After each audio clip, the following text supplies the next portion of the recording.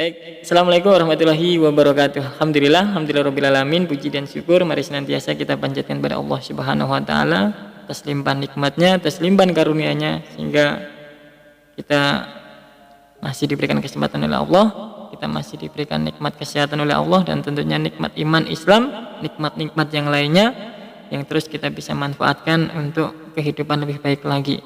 Semoga Allah meridhai kita dan semoga Allah memudahkan kita dalam ketaatan-ketaatan. Karena taat bahagia, maksiat sengsara. Shalawat serta salam tak lupa pula kita limpah curahkan kepada junjungan kita Nabi Agung Muhammad Shallallahu Alaihi Wasallam, suri teladan kita, manusia mulia yang telah membawa risalah Islam. Dengan perjuangan beliau maka kemudian kita mengenal Islam. Maka pastikan Islam ini menjadi pandangan hidup kita, menjadi cara pandang kita, dan tentunya menuntun kita dalam kehidupan perjalanan sampai akhir hayat kita nanti. Berharap kita mendapatkan syafaat dari Kanjeng Nabi Muhammad Shallallahu Alaihi Wasallam. Amin ya rabbal alamin. Baik teman-teman yang insyaallah rahmati Allah Subhanahu wa taala, baik yang jomblo maupun yang sudah berkeluarga, semoga dimanapun berada teman-teman dalam kondisi sehat walafiat, karena semuanya atas karunia dari Allah, dan dengan nikmat ini semoga kita terus bisa menjalani hidup ini dengan normal, walaupun sejatinya kita tidak dalam kondisi normal gitu kan. Kenapa? Nah sampai detik ini ketika kita kemudian kita muslim, realitasnya aturan Islam ini masih kemudian dipilih kan gitu ya. Baik teman-teman yang insyaallah rahmati Allah Subhanahu wa taala, kita melanjutkan pembahasan di buku Smart with Islam. Pembahasan yang terbaru sekarang masuk bab ketiga, bertemakan super foundation, fondasi yang kuat gitulah ya, fondasi yang kokoh. Apa itu? Nah, membangun iman secara sekuat karang, sekokoh karang. Teman-teman yang insyaallah rahmati Allah Subhanahu wa taala, ingat sejarah pahlawan-pahlawan terdahulu. Ya, semoga teman-teman semuanya ya tidak melupakan pahlawan-pahlawan Islam terdahulu, para sahabat terdahulu. Masih ingat bagaimana sejarah perjalanan kehidupan Bilal bin Rabah? Saya yakin teman-teman sebagian besar bahkan sudah mendengar ceritanya. Sedikit mengingatkan aja. Aduh, apa sih?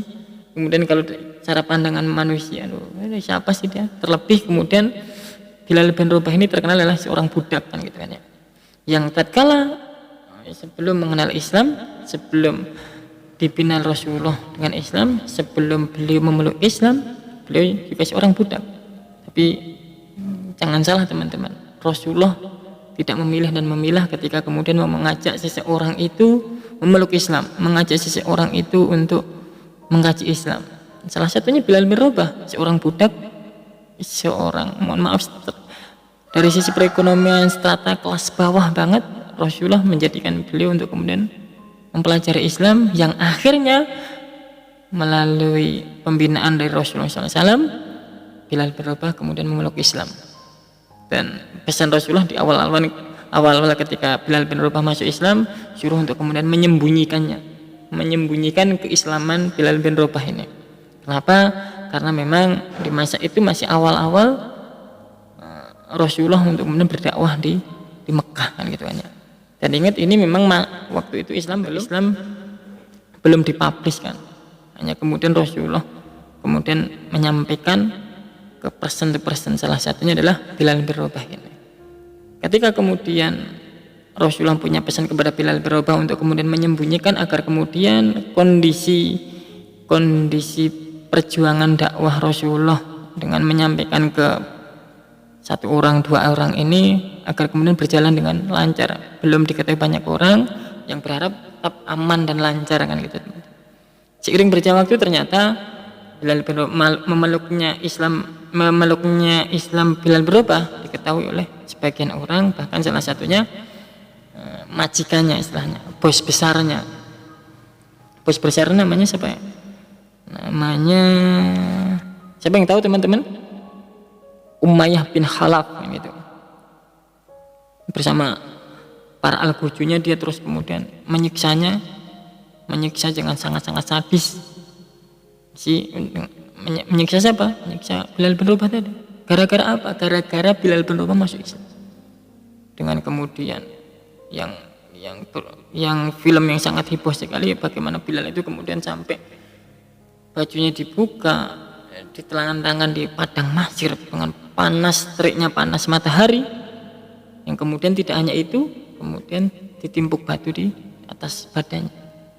Bayangin teman-teman, panasnya kita di Indonesia, kita kadang-kadang bisa merasa, aduh panas banget ya, tapi ternyata itu dulu.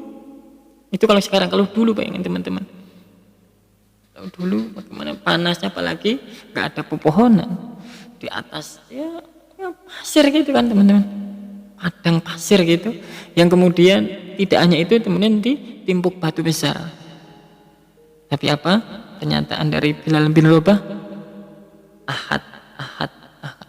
Hanya terus mengatakan ahad, ahad. Dan hingga suatu ketika ada salah satu sahabat Rasul yang bernama Abu Bakar melihat penyiksaan dari orang-orang Quraisy tadi, yang dari situ kemudian terketuk hatinya Abu Bakar untuk kemudian membelinya. Orang Quraisy tersebut berusaha untuk kemudian menaikkan harga dan menaikkan harga, berharap Abu Bakar gak bisa membelinya. Tapi bagi Abu Bakar, karena Abu Bakar seorang kaya raya teman-teman, kaya raya yang dermawan, maka beliau pun dengan izin Allah bisa membelinya. Jadi misi seorang Quraisy tadi untuk kemudian berharap tidak bisa membelinya, ya gagal. Teman-teman yang insyaallah rahmati Allah SWT, pelajarannya apa teman-teman? Yang bisa kita ambil pelajaran ketika kemudian Bilal bin Rabah masuk Islam, ketika Bilal bin Rabah kemudian memeluk Islam, dan di saat itu mendapatkan siksaan yang sangat-sangat sadis, sangat-sangat kejam. Itulah yang kemudian dia sudah menyadari akan resiko itu. Tapi seorang Bilal bin Rabah yang notabene beliau tetap kemudian menjaga keimanannya dengan mengatakan ahad, ahad, yakni Tuhan kami hanya satu, Allah.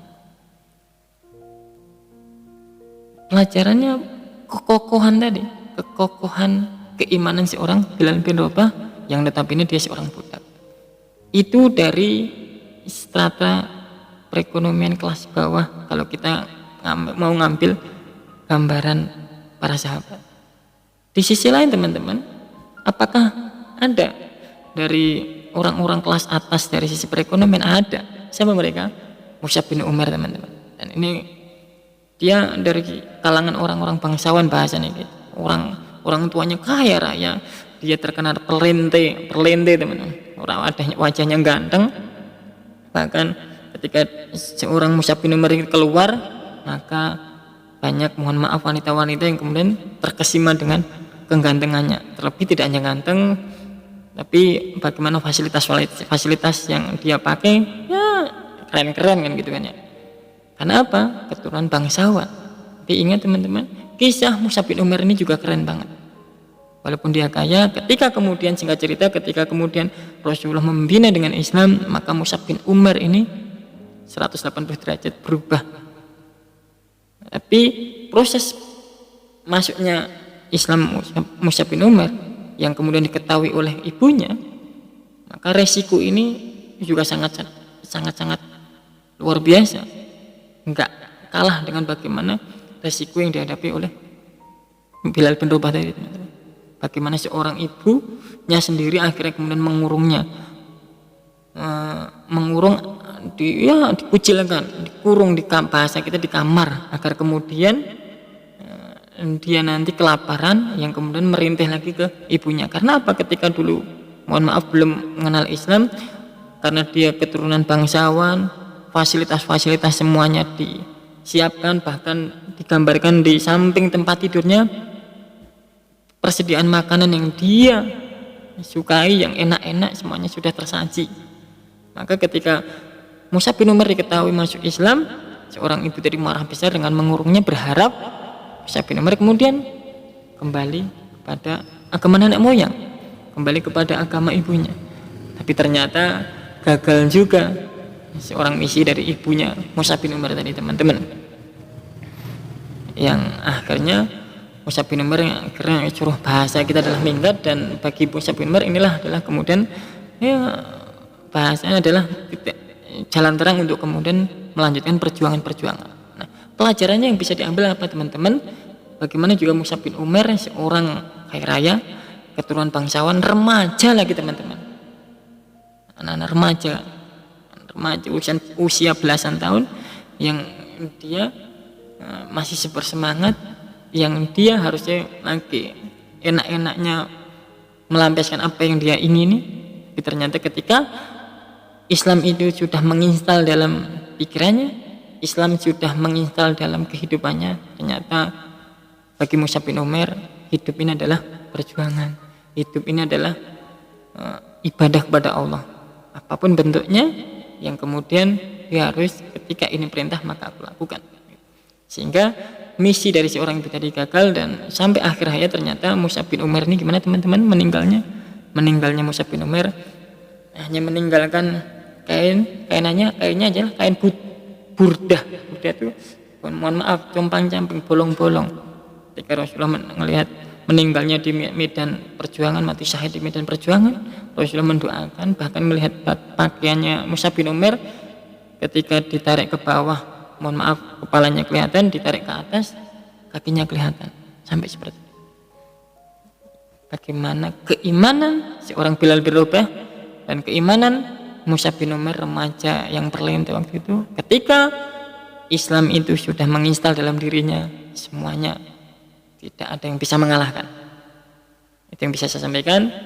Kita yang remaja pastikan jangan kasih kendor, jangan sampai kita kemudian letoy, jangan sampai kemudian ya futur lagi bahwasanya kita manusia futur ya. Tapi ingat kondisi ketika kita futur, bagaimana kita kemudian terus bisa menaikkan semangat lagi untuk kemudian menuntut ilmu, untuk kemudian mengkaji Islam, agar Islam menginstal dalam diri kita, sehingga apapun masalah kita tidak kemudian ya lemas, ya kemudian kita putus asa, tapi kita kemudian langsung mengadu pada Allah.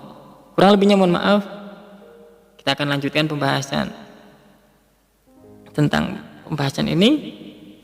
Bagaimana selanjutnya? Jangan lupa ikuti selalu di channel kami Yuk Ngaji Klaten. Kurang lebihnya mohon maaf. Assalamualaikum warahmatullahi wabarakatuh.